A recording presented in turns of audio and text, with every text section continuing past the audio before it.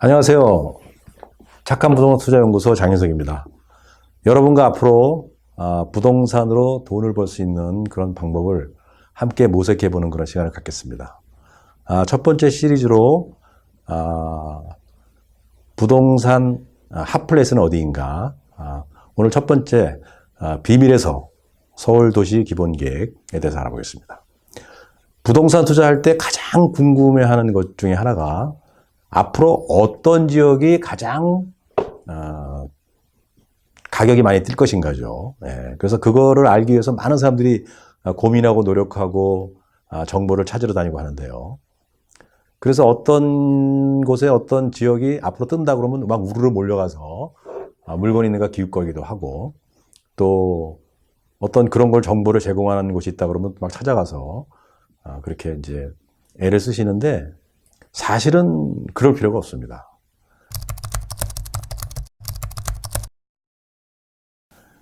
우리나라는 선계획의 이제 후 개발하는 시대로 이미 바뀐 지가 오래됐어요. 그래서 어떠한 곳이 개발이 되려고 그러면 미리 계획을 만들어서 발표를 합니다.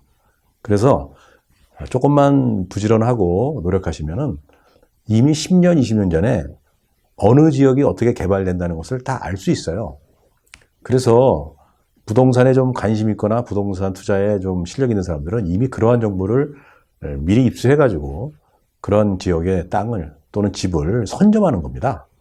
그런데 그걸 모르는 사람들이 이 사람 저 사람 기웃거리면서 이런 정보 저런 정보를 이렇게 검증되지 않은 그런 걸 듣고 이렇게 해서 고생하고 실패하고 그러는데요.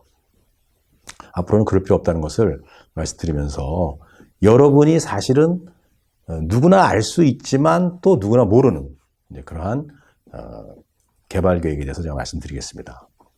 자, 일단은 서울을 중심으로 제가 오늘 말씀드리는데, 앞으로 서울의 집값, 땅값이 어디가 가장 많이 올라갈 것인가?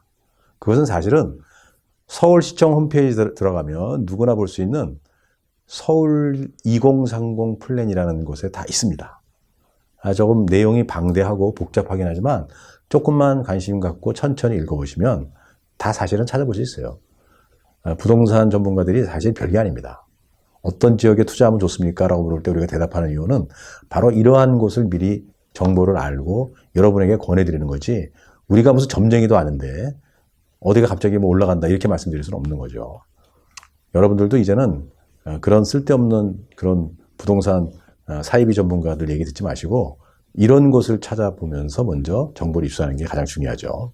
그래서 서울 2030 플랜에 보면 서울의 땅값을 앞으로 이렇게 올리겠다 라고 하는 그런 계획표가 다 발표가 되어 있습니다. 그거를 한번 이제 찾아가서 이제 보시는데 바로 이거죠. 그래서 서울이 앞으로 3도심, 그리고 7광역 중심, 12지역 중심, 53지구 중심 이렇게 나눠서 개발을 하는데요. 그 이유는 서울의 땅이 엄청 큽니다. 그래서 이 서울을 3개의 도심만 이렇게 개발해가지고는 제대로 개발을 할 수가 없고 다른 지역에 멀리 있는 사람들이 불편하죠. 그래서 서울을 다핵으로 쪼개서 이렇게 개발하기 때문에 여러분들은 이러한 정보를 미리 입수하시면 되는데, 이 중에서 이제 제일 좋은 데가 이제 3도심이죠. 3도심이 이제 제일 앞으로 땅값이 비쌀 곳인데,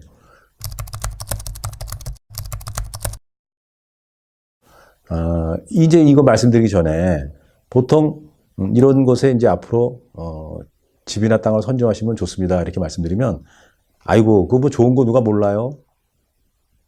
너무 많이 오르고 비싸서 내가 살 수가 없어요 이렇게 하면서 푸념하시는 분들이 많아요.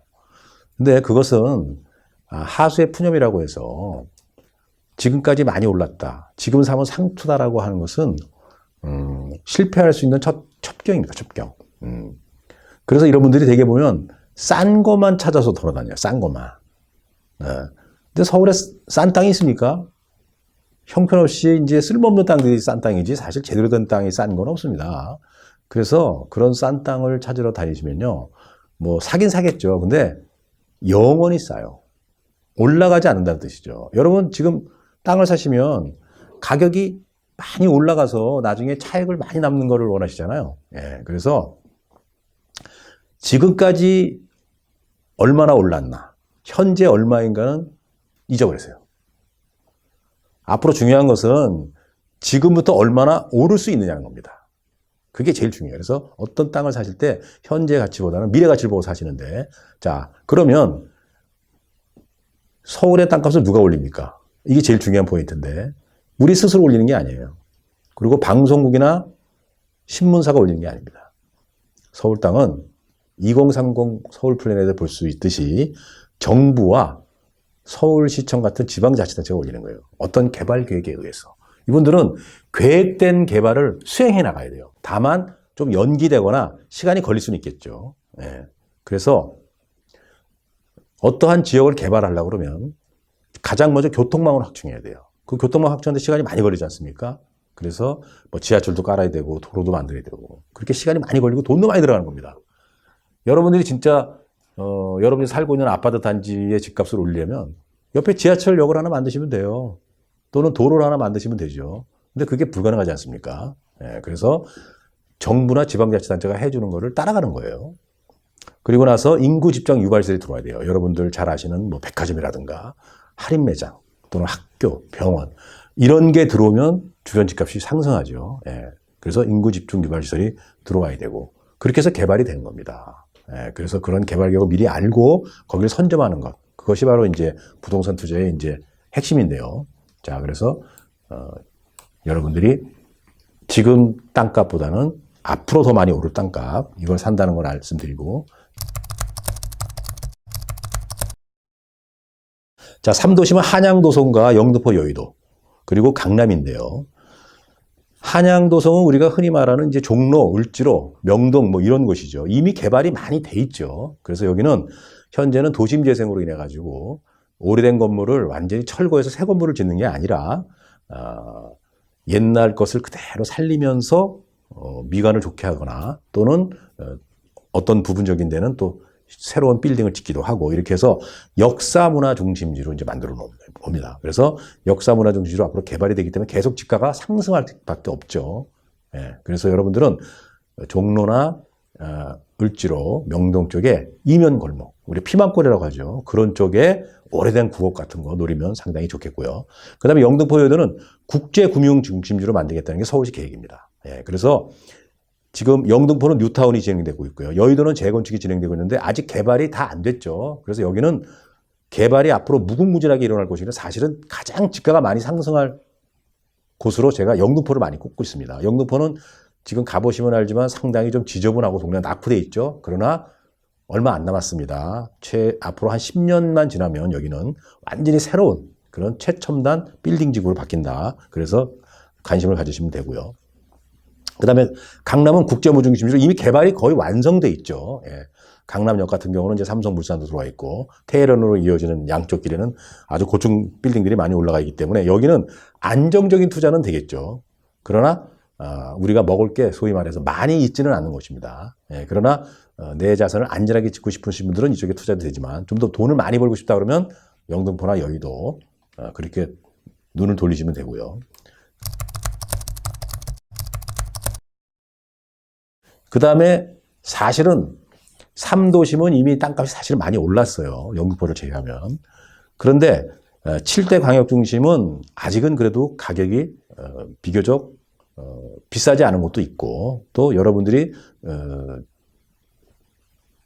크지 않은 돈 갖고도 투자할 수 있는 곳이 많기 때문에 사실 7대 강역 중심이 저는 더 권하고 싶네요. 그래서 7대 강역 중심은 이제 용산, 청량리, 왕십리, 그리고 창동, 상계, 상암, 수색, 마곡, 가산대림, 잠실 이렇게 나눠져 있는데 여기 다 뭐 모르시는 분들 없죠. 다 어느 정도 알려준 곳이고 그리고 서울에 이미 다이카에서 핵심이 되는 그런 거점 중심 곳인데 자, 그중에서 용산이 가장 관심이 많이 됩니다. 자, 용산은 한양도성 및 영등포 여의도와 연계한 국제기능이 중심이 되는 그런 업무지구로 만들겠다는 것이 서울시의 보관인데 지금 용산은 잘 아시다시피 민족공원이 지금 이제 공사가 시작이 됐고요. 그리고 그 옆에 국제업무지구가 지금 현재 중단됐지만 언젠가는 개발이 됩니다.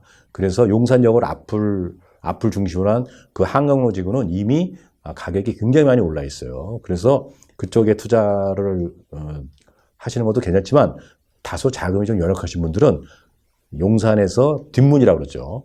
국제업무지구가 형성되는 그 뒤쪽, 그러니까 원효로 일대, 그리고 용문동, 신창동 이쪽에 낡고 오래된 구곡들이 많습니다. 그리고 여기는 재개발도 가능한 지역이고, 그래서 그쪽을 노리는 분들이 많은데, 참고서 말씀드리면은 이쪽을 가가지고 돌아다니셔도 좋은 물건을 싸게 살기는 힘들어요. 워낙 투자자들이 많이 몰려들어가지고 땅값을 많이 올려놨어요. 그래서 이런 곳에서 물건을 사실 때는 작전과 전략이 필요하다는 걸 알아두시고, 그 다음에 청량리 왕십리도 이제 잘 아시죠. 왕십리는 이제 지금 뉴타운에 들어와서 많이 바뀌었죠. 예, 그래서 옛날 왕십리 생각하시면 안 됩니다, 지금. 그리고 청량리도 지금, 우리가 알고 있는 율락촌이 지금 주상복합으로 바뀌고 있으면서 청량리도 지금 계속 바뀌어가는 과정에 있습니다. 지금 여기도 그래서 상당히 이제 관심의 대상이 된다는 거죠. 그리고 서울시가 2030 플랜에 의해서 여기도 이렇게 개발 진행 중이라는 겁니다. 그냥 멋대로 개발하는 게 아니에요. 그리고 동네 주민들이 뭐 자발적으로 하고 싶어서 하고 그러는 게 아닙니다.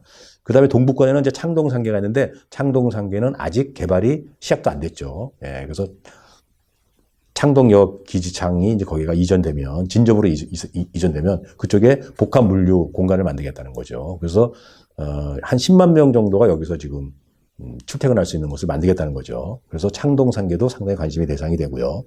상암 수색은, 상암은 이미 개발이 거의 끝났습니다. 그리고 수색은 지금 수색 증산 뉴타운이 시작이 돼 있어요. 그래서 여기도 이제 서부권 쪽에서는 상당히 핵심 도시가 되는데 여기도 관심이 이제 가져주시기 바라고. 마곡은 이제 서남권에서 이미 개발이 완료가 됐습니다. 그래서 마곡이 최근에 굉장히 많이 집값 단가가 올랐죠. 그래서 마곡은 이제 투자의 대상으로서는 좀 제외시켜도 되고요. 가삼 대림은 이제 서남권에서 핵심 이제 지역인데 가산은 이미 거의 개발이 끝났고요. 대림이 이제 시작되는 단계입니다. 그 다음에 잠실은 뭐 잘 아시겠지만 이제 롯데월드 2가 들어오고, 그리고 거기에 이제 지금 재건축 단지들이 지금 시작이 돼 있는데, 여기도 앞으로 굉장히, 관심이 많은 그런 지역입니다.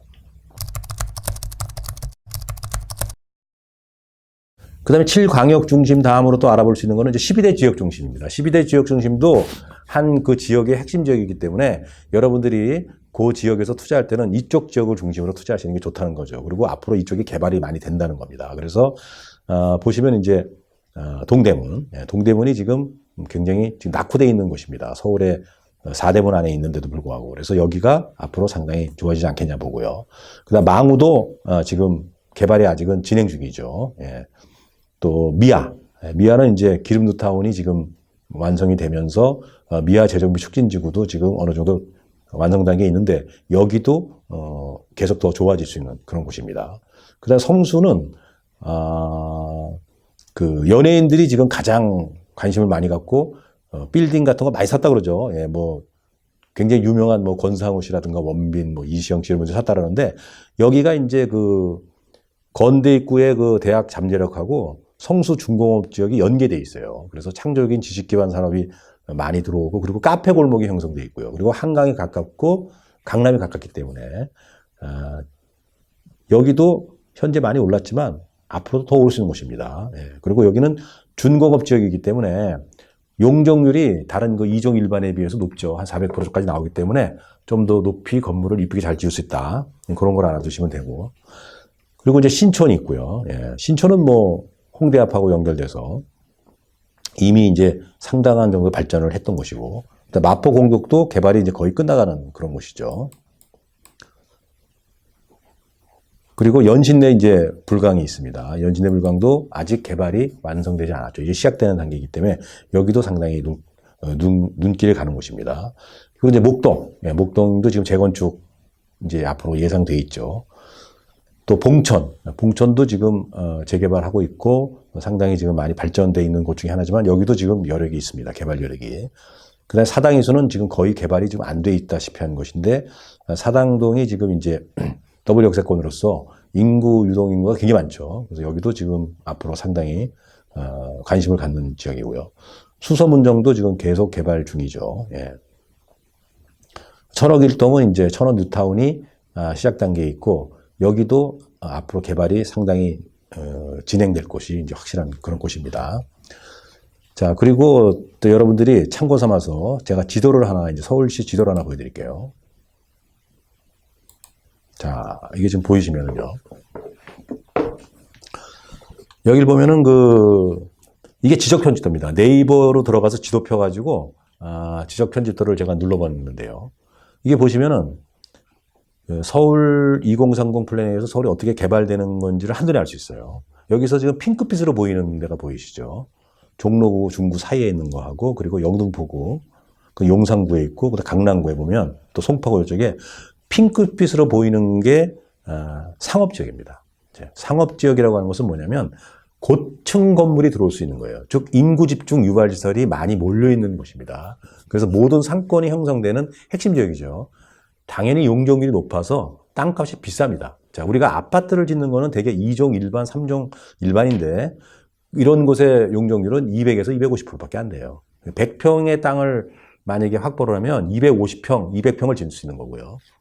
여기는 상업지역은 최하 600%에서 1200%까지 갑니다. 그러면 100평 땅을 사도 600평을 짓거나 1200평을 짓는 거예요. 훨씬 더 좁은 공간에 많은 사람들이 모일 수 있는 거죠. 그래 어떻게 땅이 얼마나 더 비싸겠어요? 땅이 당연히 비싸겠죠. 땅값은 용적률, 즉 이 땅이 얼마나 많이 연면적을 많이 지을 수 있는가 하는 거하고 유동인구가 얼마나 많은가에 따라서 달라지는 겁니다. 자, 무슨 말이냐면 똑같은 용적률이라도 울릉도에다가 주는 거하고 이 중구에 주는 건 다르죠. 울릉도에다가 용적률 높여가지고 뭐 100평짜리 땅에 600평짜리를 지으면 뭐 하겠어요? 유동인구가 없는데. 그래서 용적률이 높고 유동인구가 많은 거. 그래서 돈이 많으시면 이 핑크빛 쪽에 투자하시면 최고로 안전하면서도 가장 돈을 많이 벌 수 있는 거예요. 왜? 땅값이 가장 많이 오르는 것입니다. 돈이 좀 부족하다 그러면 핑크빛에 가까운 곳.